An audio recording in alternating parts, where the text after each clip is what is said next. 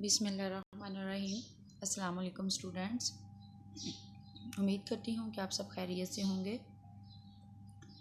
मेरा नाम सादिया सफ्तर है, senior special education teacher, government training college for the teachers of deaf, Gulberg 2, Lahore. मेरा आपके साथ सब्जेक्ट है जी इंक्लूसिव एजुकेशन। इंक्लूसिव एजुकेशन का हम लोगों ने 4 चैप्टर जो है वो कंप्लीट कर चुके हैं। आज हम चैप्टर नंबर 5 का जो है 5 का 5.2 करेंगे, क्योंकि 5.1 जो है प्रीवियस लेक्चर हमारा हो चुका है।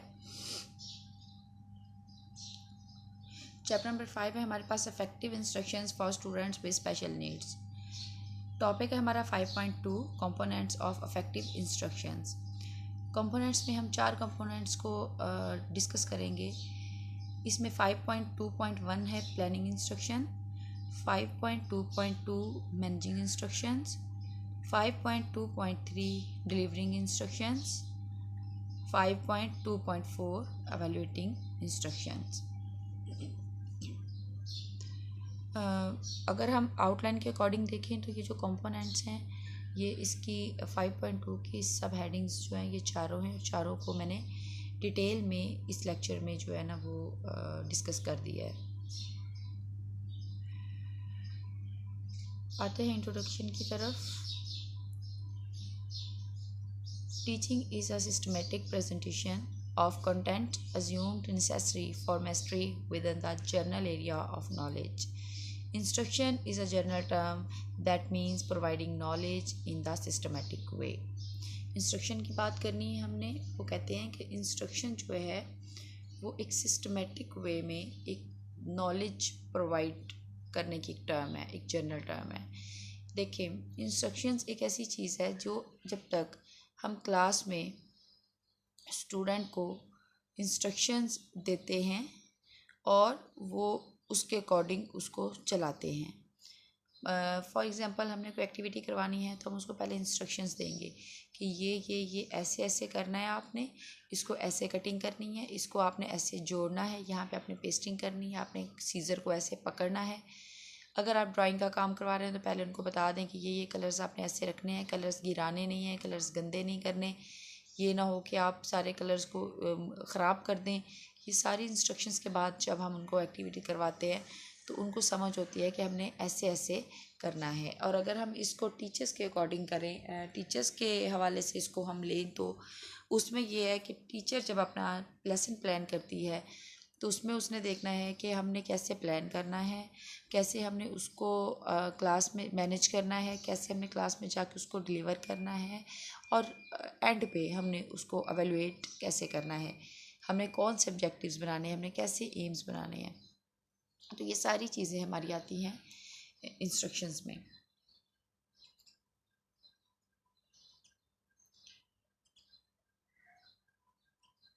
अगर हम अपनी टीचिंग को इफ़ेक्टिव बनाना चाहते हैं और तो हमें इफ़ेक्टिव इंस्ट्रक्शंस की ज़रूरत होती है। Characteristics of the effective instructions.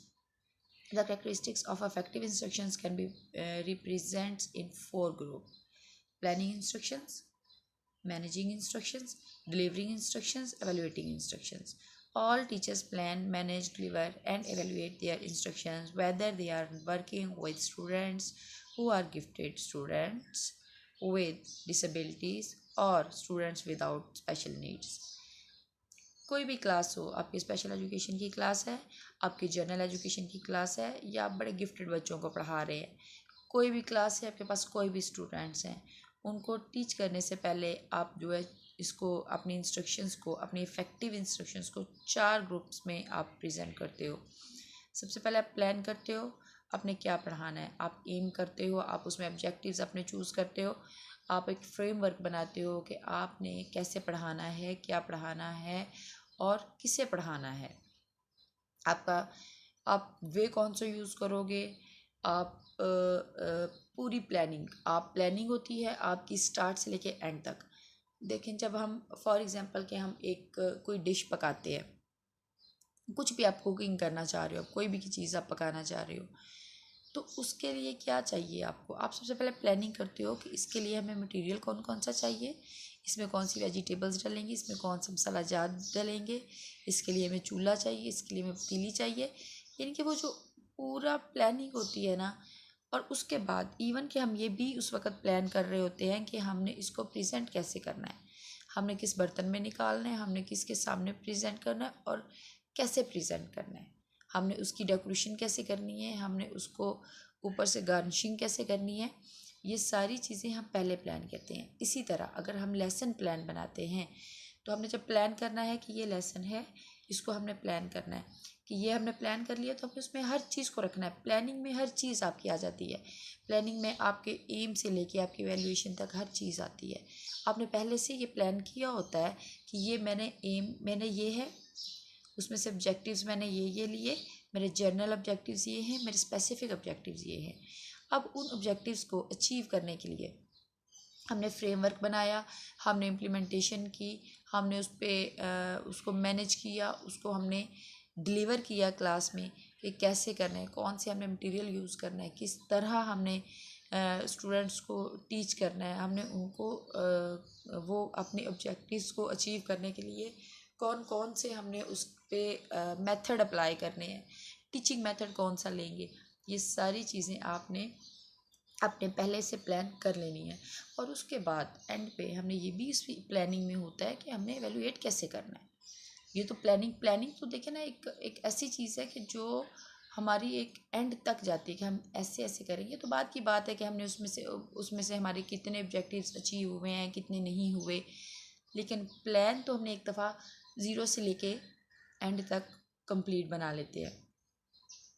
तो वो कोई भी क्लास हो, आप किसी भी क्लास में किसी तरह के भी स्टूडेंट्स को पढ़ा रहे हैं, तो उसमें आपने प्लानिंग जो है वो करनी है और उसके बाद आप क्लास को टीच करना शुरू करेंगे। Planning instructions: if all students in class were all the same instructional level, and if the goal and objectives of schooling were clearly prescribed and the same for all students, then instructions would consist of doing the same things with all students in the right order at the right time. But all students are not alike, and the goals and objectives of instructions are not the same for all students. This is why planning is such an important part of instructions. वही बात कि अगर आपके पास class में जो है वो, अगर आप प्लान करके नहीं गए, अगर आपकी किसी भी चीज़ में अगर आपकी प्लानिंग नहीं है, तो वहाँ पे जाके आपको कंफ्यूज होंगे, आपकी जो टीचिंग वे है वो एक ऑर्डर में नहीं होगा। अगर आप प्लानिंग करके गए हो, आपको पता है कि ये लेसन पहले मैंने ये करना है, फिर मैंने ये करना है, फिर मैंने ये करना है, फिर इस जगह पे मैंने स्टूडेंट्स को ये चीज़ प्रोवाइड करनी है, इस जगह पे स्टूडेंट्स से मैंने नॉलेज जो है वो लेना है कि वो उनको कितना आता है, उनको क्या क्या पता है, इस जगह पे मैंने उनका प्रीवियस नॉलेज चेक करना है। तो ये सारी जब आप स्टेप बाय स्टेप प्लानिंग करके जाते हो, तो आप जो है आपकी जो इंस्ट्रक्शंस हैं वो ज़्यादा इफेक्टिव होती हैं। Meaning of planning: planning means making decision about what information to present about what information to present, how to present the information, and how to communicate realistic expectations to students. Planning instructions then involves 3 steps: deciding what to teach, हमने क्या पढ़ाना है; deciding how to teach, हमने कैसे पढ़ाना है; communicating realistic expectations. Deciding what to teach. Deciding what to teach enables teachers to match instructions to each student's skill level. The process of deciding what to teach includes जो बच्चों का, जो students का skill level है उसके साथ हमारी instructions match करती हो। देखिए, मैंने अपने एक लेक्चर में, मुझे अब याद नहीं कि कौन सा था, उसमें मैंने एक एग्जांपल कोड की थी कि अगर आप क्लास में खड़े हैं ना, तो अगर आपने पीएचडी की है तो आपने ये नहीं करना कि आप पढ़ा तो आप एफए लेवल के, या पढ़ा तो आप 4 क्लास के, या पढ़ा तो आप 6 क्लास के बच्चों को रहे हैं और वहाँ पे नॉलेज आप अपना पीएचडी वाला दे रहे हैं। आपने स्टूडेंट के लेवल को देख के उसके अकॉर्डिंग उसको इंस्ट्रक्शंस देनी है ताकि वो आपकी इंस्ट्रक्शंस को फॉलो कर सके। इसी तरह अगर हम लैंग्वेज की बात करें तो देखें, हमारे घर में बच्चे होते हैं, अगर हम अपने अपने घर में अगर हम पंजाबी बोलते हैं, अगर हम सराइकी बोलते हैं, उर्दू बोलते हैं, या हम इंग्लिश लैंग्वेज यूज़ करते हैं, तो हम अपने बच्चों को इंस्ट्रक्शंस उसी लैंग्वेज में देते हैं। अगर हम इवन कि हम ये भी कहते हैं ना कि दरवाज़ा बंद कर दो, तो वो भी हमने ये देखना है कि क्या अगर मैं कहूँगी शट द डोर तो बच्चा समझ जाएगा, क्या वो मेरी इंस्ट्रक्शंस को फॉलो करेगा, कि हमारा बच्चा कौन सी लैंग्वेज यूज़ कर रहा है। तो इसी तरह जब हम स्टूडेंट्स को इंस्ट्रक्शंस देते हैं या प्लान करते हैं कि हमने ये हमने इंस्ट्रक्शंस और ये अपनी इफ़ेक्टिव टीचिंग करवानी है, बनाने के लिए हमने ये चीज़ें यूज़ करनी है, तो उसके लिए हमारे स्टूडेंट का लेवल देखना है कि उसका स्किल क्या है, उसकी स्टूडेंट का स्किल लेवल क्या है। हमने ये नहीं करना कि भाई जो हम वो समझ आए ना आए, लेकिन हम उसको इंस्ट्रक्शंस देते जा रहे हैं, हम इंस्ट्रक्शन वो फॉलो ही नहीं कर रहा हमारी इंस्ट्रक्शंस को। आप उसके लेवल को सामने रख के जब उसको इंस्ट्रक्शंस देंगे तो वो यकीनन आपके इंस्ट्रक्शंस को फॉलो करेगा। क्या क्या चीज़ें इसमें शामिल होती हैं जी? Assessing student skill, analyzing the instructional task, establishing a logical instructional sequence, considering contextual variables, analyzing instructional grouping, identifying gap between actual and expected performance.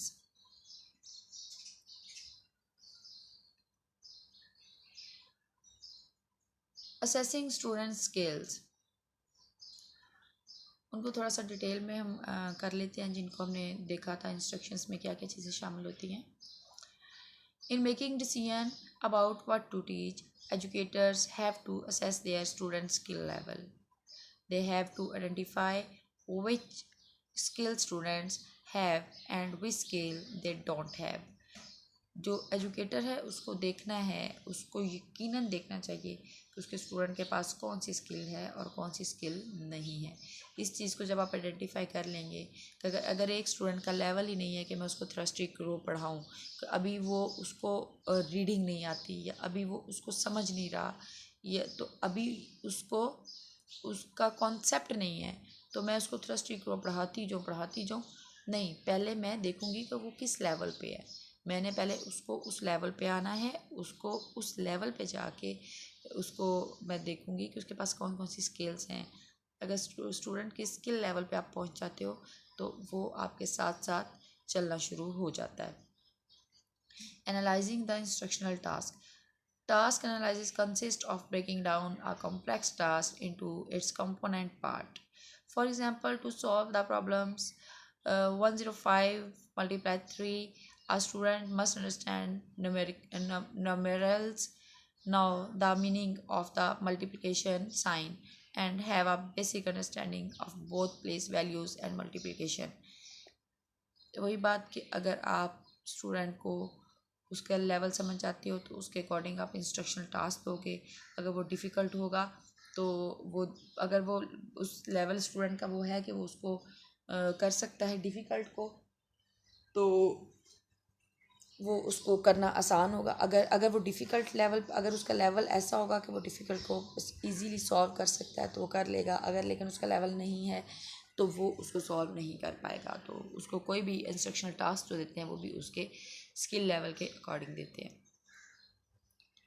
Establishing a logical instructional sequence.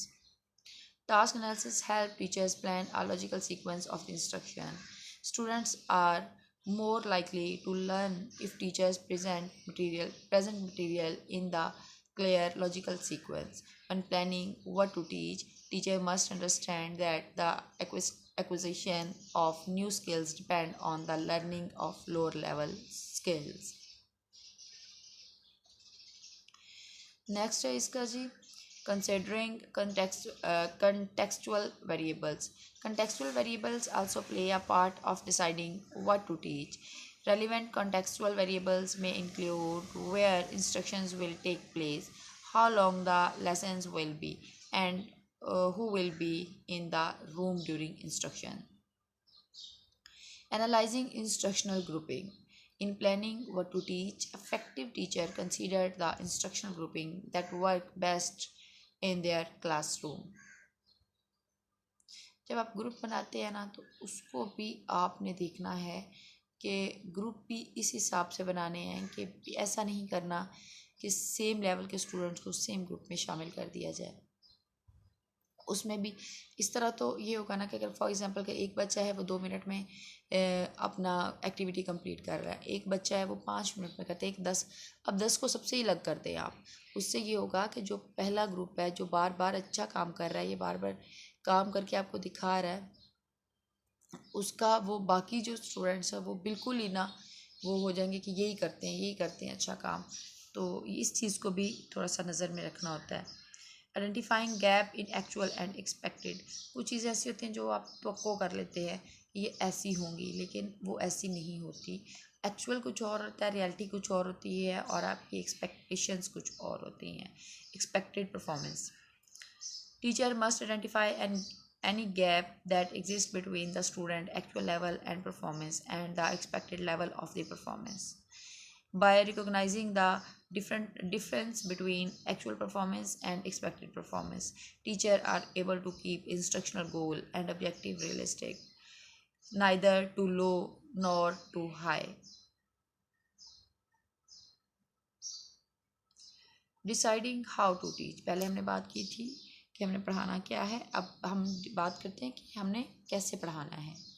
Setting instructional goal, selecting instructional methods and material, basing instructional appropriately, monitoring performance and replanning instructions.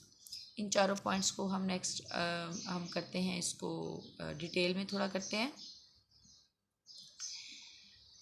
मैंने आप लोगों को समझाने के लिए, हालांकि ये अगर आप ये सिंपल ये चारों पॉइंट्स भी करेंगे तो ये आपका क्वेश्चन जो है कंप्लीट कर देंगे, लेकिन आपको अगर किसी स्टूडेंट को इसमें से कोई इशू हो तो उसके लिए मैंने ये जो आगे ये इसकी डिटेल्स दी हैं ताकि स्टूडेंट्स को प्रॉब्लम ना हो। अगर आपको उसकी समझ नहीं आ रही, खाली सेटिंग इंस्ट्रक्शन गोल की समझ नहीं आ रही, तो आप इसकी डिटेल पढ़ेंगे तो आप बेहतर आपकी अंडरस्टैंडिंग होगी। Setting instruction goal, the process of deciding how to teach begins with setting instructional goal for individual students, then establishing an instructional sequence, selecting instructional method and material. देखें हमने अपने गोल कैसे सिलेक्ट करने हैं, हमने सेट गोल कौन से करने हैं, उसके बाद हमने मेथड और मटेरियल कौन से इस्तेमाल करना है, कैसे पढ़ा रहे हैं ना, हमने कैसे टीच करना है, हाउ टू टीच है ना। तो उसमें मैंने पहले भी आपको कहा था कि ये सारी चीज़ें कि हमने क्या, एक तो क्या हो गया, अब आ गया कि कैसे करना है। तो जो कैसे वाला है ना उसमें ये मटेरियल और मेथड्स हमारे यूज़ होंगे। The next step in deciding how to teach is to choose appropriate method and material. This relatively easy task can become complicated when students have special need. Pacing instructions, appropriately setting up pace is also part of the process of figuring out how to teach. Pace is how quickly or slowly the class moves through the material. Monitoring performance and replanning instruction. Probably the most important part of deciding how to teach is monitoring students' performance and then using that information to plan subsequent instructions. Communicating realistic expectations. हमारा पहले what, how and communicating realistic expectations. The third component of instruction planning is setting realistic expectations for students and communicating those expectations to them. बड़ी important बात है। देखिए जैसे हम कहते हैं ना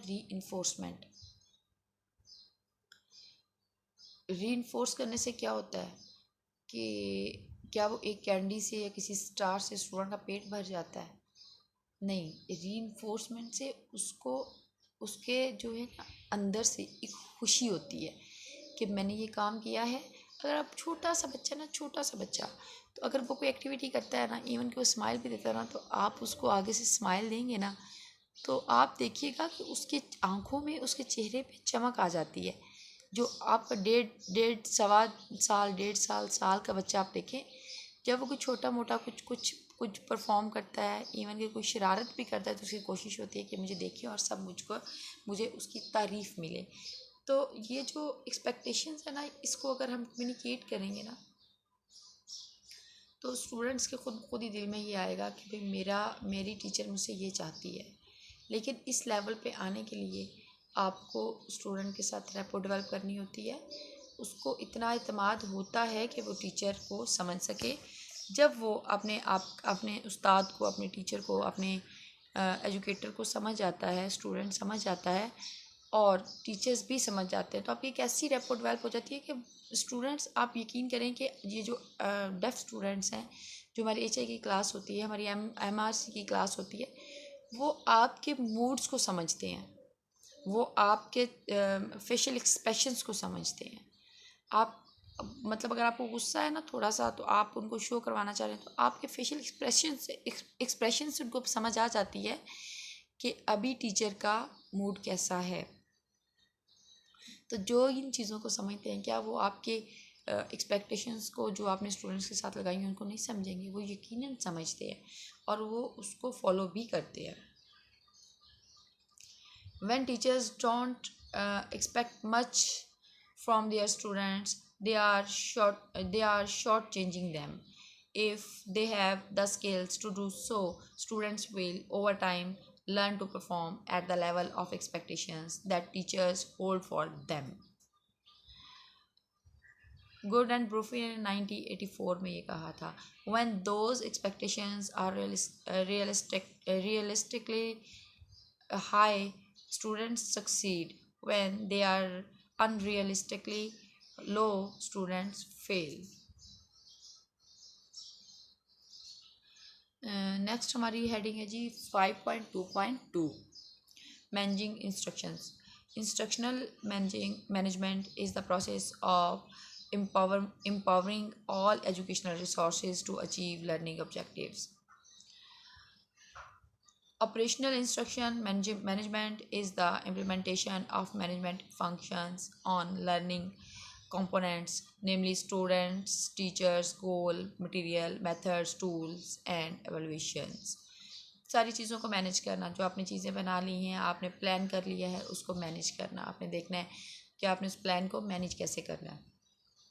एक टीचर अपना लेसन प्लान तैयार करता है, लेसन प्लान तैयार करके वो आता है, उसमें उसने देखा अपने लेसन प्लान्स में उसने स्टेप्स डाले हुए हैं। सबसे पहला स्टेप उसने अपना ऑब्जेक्टिव्स का डाला हुआ है, जिसमें उसने अपने ऑब्जेक्टिव्स, 2 ऑब्जेक्टिव्स उसने स्पेसिफिक किए हैं, कुछ उसने जनरल ऑब्जेक्टिव्स लिए हैं। उसके बाद उसने उसका जो है नेक्स्ट स्टेप जो है उसकी प्रेजेंटेशंस डाली हुई हैं, या उसका प्रायर नॉलेज डाला हुआ है, उसने अपने डाले हुए टूल्स डाले हुए हैं कि उसने कौन से टूल यूज़ करने हैं, कौन कौन सा मटेरियल यूज़ करना है। उसके नेक्स्ट स्टेप जो है उसने अपना मेथड्स डाले हुए हैं। उसके बाद उसने अपना प्रेजेंटेशंस का जो है वो टीचिंग मेथड डाला हुआ है कि इसने कैसे टीच करना है, क्या क्या चीज़ें यूज़ करनी है, स्टेप बाय स्टेप कौन कौन सा मटेरियल यूज़ करना है। ये सारी चीज़ें जो है उसको पहले से मैनेज करना भी आपकी इंस्ट्रक्शन के लिए बहुत ज़रूरी है। Instructional management is an activity to plan teaching and learning program, implement teaching and learning process, and assess the process and learning outcomes and the develop of classroom management. Lecturers in designing the instructional should pay attention to the alignment of material, media and method to achieve lecture objectives. The ability of lecturer to manage instructions is the ability to plan, implement and evaluate students in the learning process. Next है जिसको continue करेंगे। The teacher approach to instructional management sets the tone for the overall class atmosphere and ultimately students behavior stressors. Instructional management includes students' control, instructional style, setting rules, and the regulation of students' misbehaviors. देखिए, जब आपने manage करना है तो अपने class में हर चीज़ को जहन में रखना है। आपने अपने लेसन से लेके स्टूडेंट्स के बिहेवियर तक, उनकी मिसबिहेव्स को, उसके स्ट्रेसर्स को हर चीज़ को देखना है कि आपका स्टूडेंट्स कैसे बैठा हुआ है, क्या ये पढ़ने के मूड में है, क्या इसको कोई स्ट्रेस है, क्या ये किसी से झगड़ के बैठा है, क्या ये किसी से लड़ाई कर रहा है, क्या ये काम ही नहीं करना चाहता, क्या इसके घर में कोई इशू चल रहा है जिसकी वजह से बच्चा प्रॉब्लम में है। तो ये सारी चीज़ें जो हैं हमने अपनी लेसन के साथ मैनेज करके लेके चलनी है। Functions of instructional management. Instructional management is defined as those events and procedures involved in the decisions to initiate the specific activity for an individual students. Tosti and Bell 1969 elaborate on the general logic of this activity and define three functions that must be performed in instructional management. Three functions कौन कौन से हैं? Assessment, decision and initiation. In which assessment, number one assessment है in which some samples of student behavior or environmental conditions are observed and summarized. Decision assessment, student की assessment करना, students को देखना कि वो किस लेवल पे है, वो क्या कर रहा है, उसका रवैया क्या है, वो क्लास में कैसे पढ़ रहा है, वो क्लास में कैसे काम कर रहा है, वो किसी को मार रहा है, क्या वो किसी से साथ झगड़ा कर रहा है, वो क्या बार बार झगड़ा कर रहा है, क्या वो आपकी इंस्ट्रक्शंस को फॉलो कर रहा है, क्या वो आपको अटेंशन दे रहा है, क्या उसका ध्यान लेक्चर में है, क्या जो आप एक्टिविटी करवा रहे हैं वो उसमें इंटरेस्ट ले रहा है। ये सारी चीज़ें जो है असेस करना। Decision in which the data are evaluated in terms of some criteria set for various purpose, resulting in the selection or assignment of some specific presentation. Initiation in which sign action are begun or terminated. Management हो गया। Next है जी हमारा 5.2.3 delivering instructions. हमने plan कर लिया, हमने उसको manage कर लिया, अब हमने उसको क्लास में डिलीवर कैसे करना है। It is also important to realize that the best plan lesson is worthless if interesting delivery procedures along with good classroom management techniques are not in evidence. There is a large body of research available pertaining to lesson development and delivery and the significance of classroom management. They are a skill that must be researched, structure to your individual style, implemented in a teacher learning situation, and constantly evaluated and revamped when necessary. Consistency is of the utmost important in the implementation of the classroom management plan. कहते हैं कि जब आपने देखें आपने बहुत अच्छी planning कर ली, आपने मैनेज भी उसको बहुत अच्छे तरीके से कर लिया, लेकिन जब आप डिलीवर कर रहे हैं, जब आप बच्चों को सिखा रहे हैं, जब क्लास में उसको अप्लाई कर रहे हैं, जब इम्प्लीमेंटेशन की बारी आई है तो वो आपकी अच्छी नहीं हुई तो आपकी मैनेजमेंट और प्लानिंग जो है वो बिल्कुल अपनी जो है ना वो बेकार हो जाएगी। क्योंकि डिलीवरी जो है वो एक ऐसा है कि जब आप स्टूडेंट्स को डिलीवर करते हैं आप इंस्ट्रक्शंस को, तो तब आपका वो स्टाइल, आपका इंस्ट्रक्शनल स्टाइल जो है, जो आपने मटेरियल का अप्रोप्रिएट यूज़, आपके मेथड्स का अप्रोप्रिएट यूज़, आपके क्लास में स्टूडेंट्स को मैनेज जब किया है तो उसको जो चीज़ें जब आप डिलीवर कर रहे होते हो तो अगर उसमें गड़बड़ हो गई है या उसमें सीक्वेंस नहीं रहा या उसका ऑर्डर ख़राब हो गया है तो या आप उसको प्रॉपर तरीके से डिलीवर नहीं कर पा रहे या आप उससे बात नहीं प्रॉपर तरीके से कर पा रहे, आप स्टूडेंट्स को वो चीज़ जो आप सिखाना चाहते थे, जो आपने प्लानिंग में की है, वो नहीं आप उस टाइम पे जब आप उसको लेक्चर दे रहे हो तो आप उस टाइम पे वो सारी चीज़ें उसमें अप्लाई नहीं कर रहे हो तो आपका जो है वो प्लानिंग जो है वो फेल हो जाती है। Establish a positive classroom environment. Make the class room a pleasant, friendly place. Accept individual differences. Learning activities should be cooperative and supportive. Create a non threatening learning environment. Organizing physical space. Eliminate situations that may be dangerous or disruptive. Establish classroom rules and procedures and consistently reinforce them.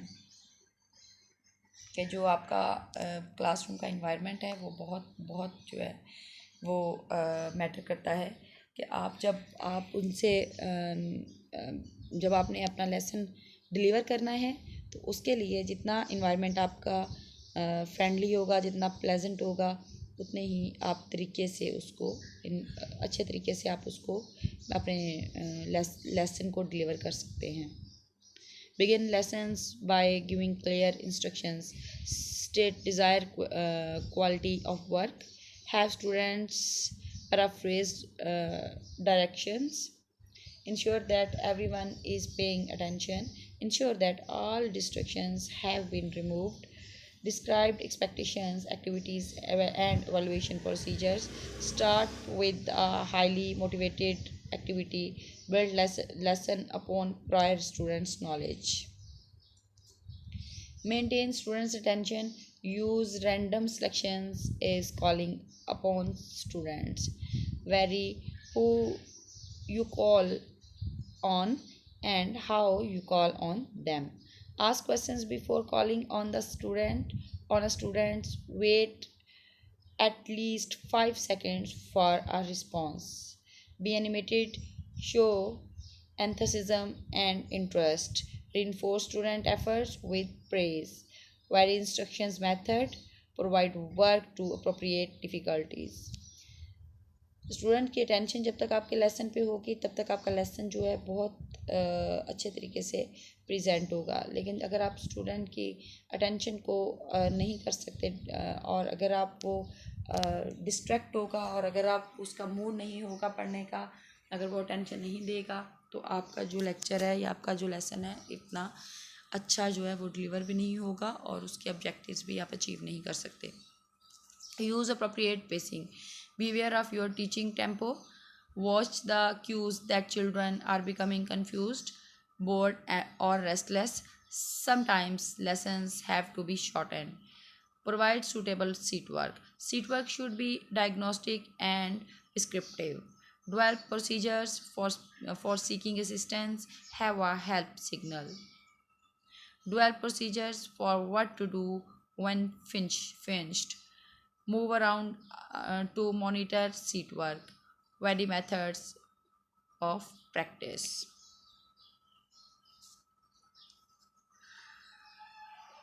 Last है हमारा जी 5.2.4 evaluating instructions. देखिए कोई भी काम जब आप कर लेते हैं किसी भी ज़िंदगी के किसी भी ज़रूरी नहीं क्लास में, आप अपनी ज़िंदगियों में देखें बहुत सारी, जब आप कोई भी काम शुरू करते हैं तो उसके लिए आप अपना एम बनाते हैं कि मैंने ये काम यहाँ तक करना है. फिर आप अपने ऑब्जेक्टिव्स बनाते हो कि मैंने इस काम में ये चीज़ें अचीव करनी है.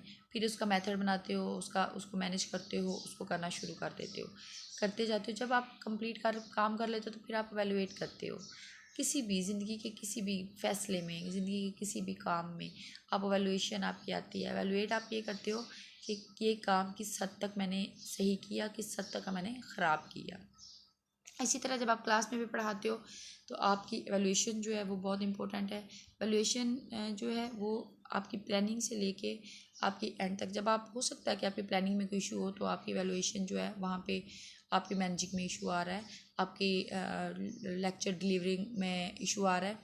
तो ये सारे जो है एवेलुएशन में हमें पता चलता है. हम जब एवेलुएट करते हैं, जब हम उसका तज़िया करते हैं तो हमें समझ में आती है बात कि ये हम यहाँ पे हम गलत थे, यहाँ पे हम सही थे, इतने ऑब्जेक्टिव्स को हमने अचीव किया है, इतने ऑब्जेक्टिव्स हमारे फेल हो गए हैं. Concept of evaluation. In every walk of life, the process of evaluation take place in one or the other form. If the evaluation process is eliminated from human life, then perhaps the aim of life may be lost. It is only through evaluations that one can discriminate between good and bad. The whole cycle of social development revolves around the evaluation process. Steps of evaluation step by step. Plan the evaluation. Begin by developing a written evaluation plan to start the objectives of the evaluation. Determine the questions to answer. Select the information that you collect the answer these questions. Set a timeline for when the collection of information will begin and end. This plan can guide you through each steps of the evaluation process because it details the practice and procedures for successfully conducting your evaluation. Next step है जी, determine the evaluation design. In this step, provide detailed description of what you plan to do, how you plan to do it, and who it is you want to reach. Use this information to answer evaluation questions pertaining to your objectives, such as are the objectives attained, if not why not. कि अगर आपने objectives बनाए हैं, अगर तो वो आपने achieve कर लिए हैं तो गुड, अगर नहीं किए तो क्यों नहीं किए. Develop the data collection instrument. Use the method specified in your evaluation design to develop data collection instrument. Data collection instrument may include multiple choice questions, match items, short answer items, essay questions, paper and pencil questions, job performance. मैं उम्मीद करती हूँ कि मेरा आज का lecture जो है इसमें बहुत सारे स्टूडेंट्स के जो इश्यूज़ होंगे, जो इसको रीड करने में जो इशू आए होंगे या फिर कुछ समझने में या कुछ अंडरस्टैंडिंग में, वो क्लियर हो चुके होंगे. लेकिन फिर भी अगर आपको कहीं पे इशू आ रहा है और आपको समझ में नहीं आ रही बात, या आपको लग रहा है कि ये पॉइंट मेरा क्लियर नहीं है, तो आप गूगल क्लासरूम में मुझसे रब्ता कर सकते हैं. Thank you so much.